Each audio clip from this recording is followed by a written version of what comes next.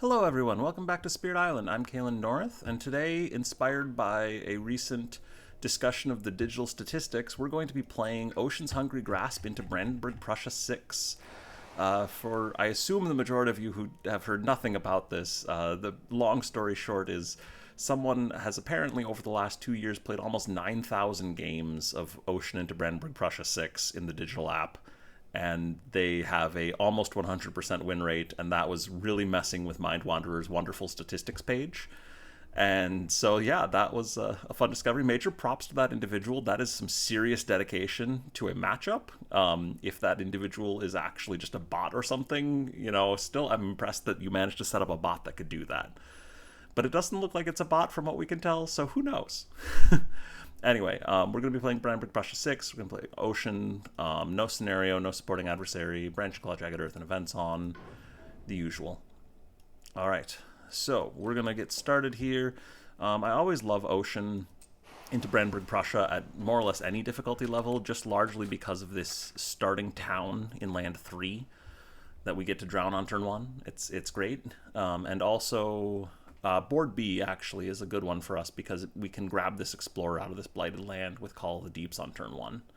We could drown the Explorer in land 1, but it's actually going to be much better for us probably to either set up a Dahan counterattack or even just do a defend and then drown afterwards. But let's go ahead and start with our bottom track rush strat. We use Growth 2, put a couple of presents in the ocean, Call of the Deeps and Tidal Boon, which will self-target. We're going to have so much energy this game. It's going to be amazing.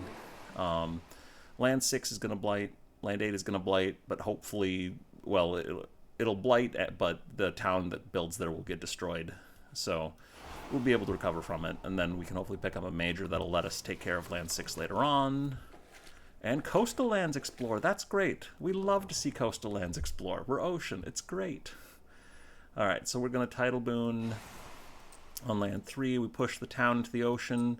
We push the Dahan into the ocean. Let's see. We're going to move the Dahan to land 1, and... let's see. So jungles and wetlands are ravaging. I think I want to just concentrate all the Dahan in land 1. I'm probably going to be swallowing the land dwellers in land 3 next turn. And then from there, we'll see... Yeah, I'm going to swallow the land dwellers in land 3, so I don't want to leave a Dahan behind. Ocean breaks the shore does nothing, which is fine. If there'd been even if there'd been an escalation, that wouldn't have worked. So let's gain our first miner. Hey, look, we got one with water and earth. That's actually pretty crazy. Also, entrancing apparitions is kind of interesting on Ocean as an alternative. We could just grab like these 2 explorers and pull them into the ocean this turn. That might actually be kind of nice. And then I guess the other water element power in here is Scream, Disease, and the Wind. Lure of the Unknown is also really fun on Ocean, just because, hey, 0 cost, gather a town into the ocean. It's great. Excuse me. Scream, Disease into the Wind is interesting, especially because it lets us do some more stuff inland, but so much of our base kit is just limited to coastal lands, even beyond just the range available, that I don't really want to take the range boost here, because I think we're going to have enough presence on coastal lands for most of the game that it shouldn't be an issue. So I guess we'll take Infested Aquifers. I think that drowning the city in land 2 is going to be the highest value play we can get here, rather than stopping the build in land 3, because we actually want the build in land 3 to go through in order to get the swallow the land dweller's energy. So let's take the Infested Aquifers. This will set us up for a really big major soon. And by soon, I mean in next turn, probably. Maybe the turn after that. But we'll Grasping Tide land 1. Hopefully get a good counterattack. Urbanization. Each land with at least 2 towns. Replace half the towns with cities. And then Stricken and Retreat. I don't think any of those do anything. Yeah. Stricken doesn't do anything. Retreat doesn't do anything. Yeah, okay. Each player may push up to 2 from an inland land. That's actually kind of nice. Let's push that Explorer out of land 8 so that land 8 clears. When it ravages, it'll still blight and kill a Dahan, but, at least it'll empty. And then jungles explore again. So let's go ahead and put the town. How many drowns do we get this turn? Enough that I'm gonna go ahead and put it in land 1. You really don't want to be putting things in other land, in any inland lands if you can help it for these escalations. But now that jungle's going to be slightly more manageable if we can get a range 2 power or something to deal with it. So let's drown the city in land 2. We're going to swallow the land dwellers in land 3. Get us up to a massive 8 energy. Infested Aquifers. This is a card that rarely has text for me, but in this case is potentially useful. I mean, we can get some disease into one of these, into either this coastal mountain or this coastal wetland. The first text is basically blank for this matchup because we would much rather be drowning things at range 0 anyway. So let's go ahead and put a disease in land 2, just because we are probably leaving the Explorer there unless we do something weird with Call of the Deeps, if we get like a bad draft, I guess. Now, in order to like evenly play out our hand at this point, I would much prefer to draft a minor, but we are at 10 energy. We need to take a major and start slinging it, and if we have to like reclaim loop or drastically underplay on a future turn because we're taking majors this early, we will deal and hopefully just win the game anyway because of it. Tsunami is funny. We're not taking that. It's great elements for us, but we have so much power on the coast already. Grant Hatred, a Ravenous Form, is Grant Hatred and doesn't do very much most of the time, all the time, something like that. Weave Together the Fabric of Place is actually kind of hilarious here in some ways, because we could like weave lands 1 and 6 together at some point, and actually just try and get one of these inland lands to be coastal so that we can just get rid of everything in it. It doesn't let us cheat our presence into inland lands, unfortunately, or fortunately maybe, but yeah. And then Unleash a Torrent of Self-Sown Essence, not very interesting for us, just because, again, we have lots of good power at range 0 already to deal with things built up on the coasts. We want something that gets us inland. So Weave Together the Fabric of Place. Let's try it. And it does also have water and earth elements, which I never really thought about before, because I haven't taken it on ocean before. But that is really cool. Oh, also, total crazy thing with this. If we have a big built-up land, we can also then dump all that stuff in the ocean by weaving the ocean with a coastal land. So that could be another fun use here later on. I think I'm going to get rid of Infested Aquifers now that we have a very good substitute for it, basically. So, gather a presence into the ocean. I think right now our land 3 is the least important presence we have on the coasts, so we'll take that back, and then we'll play 3 cards. Jungles are building. I kind of want to Call of the Deeps to pull that Explorer from land 4 into land 1, rather than like trying to eat 2 Explorers here. And I don't really want to weave land 6 into land 1 right now because we do not have enough defend to actually manage that. So I think we Call the Deeps and Grasping Tide to take care of lands 1 and 4. And then probably...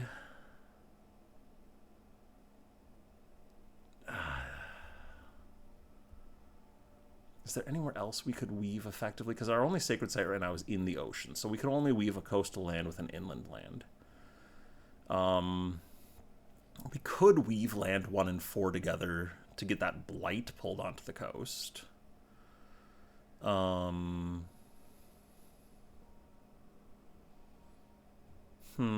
think I might just play Tidal Boon instead. Or even we could even just underplay and actually have 4 cards to play next turn. That might be better, because then that, if we get a water element, then we'll actually get a double drown potentially, which could be really nice if we do in fact weave lands 1 and 6 together. So let's underplay this turn and see what happens. All right, so I'm going to grab this Explorer, Grasping Tide this land, and generate a Fear. Alright, so wounded lands attract explorers. We add an explorer to a land with blight. And then our beasts push things away, and then Radiant Retaliation is going to do some damage somewhere. So let's see. We might as well just throw the explorer on land 6, I think. because that's the least threatening area to put it right now, because we're going to probably be using weave shenanigans with that shortly. Raiding and Retaliation clears land 1, so that's a thing. Fishing grounds. Oh no. Oh, we're dealing so much damage to land 1 that we don't actually need, and each player adds a strife and a land with Dahan, so that strifes an explorer in land 8, I guess. Not really the most helpful. Alright, so wetlands are exploring, so that's great. This is actually going to be funny. So let's put it in land 1, because we're just going to build up these wetlands as much as we can and then drown the heck out of them. So let's gain a power card. We'll gain a minor, because we have enough to take another major potentially, but I am going to gain a minor here just because I want to potentially extend my hand a little bit for after I reclaim next turn. And we got nothing with water, so that's so much for the double drown. Let's see here. What would be useful for us? Land of Haunts and Embers is nice for throwing things into the ocean. It could also, well, no, land 8 is kind of in trouble anyway. Targets only inlands, not very useful. Dire Metamorphosis. I don't think Dire Metamorphosis is going to do much for us. I guess we take Land of Haunts and Embers for the air element and the fear? Well, I guess we're not going to play it for the fear. Do we have... We don't have anything that does damage. So Sear Anger into the Wildlands feels kind of meh. I mean...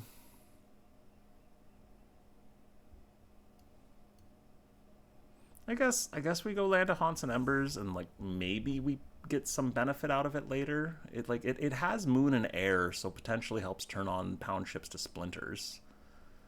Eventually. Not for a while, but eventually. Alright, so let's get our presence back into the coasts. We'll get a Sacred Site in land 1. And then... So if I play these 3, which I want to play those 3, that's going to get me a fair bit of stuff. I play Land of Haunts and Embers. Doesn't really change much for us. I mean, we can just play it and have the elements in play. Like, we're going to reclaim next turn either way, so let's just do this. And we are actually 3 out of 4 air elements with Call of the Deeps away from thresholding Weave Together the Fabric of Place, which is pretty nice.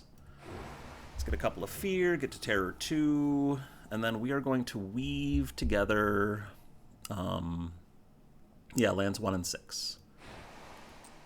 So there, that borderline is gone. This is the Uber Wetland, and we will finish using powers because I don't actually want to throw more blood on the board right now.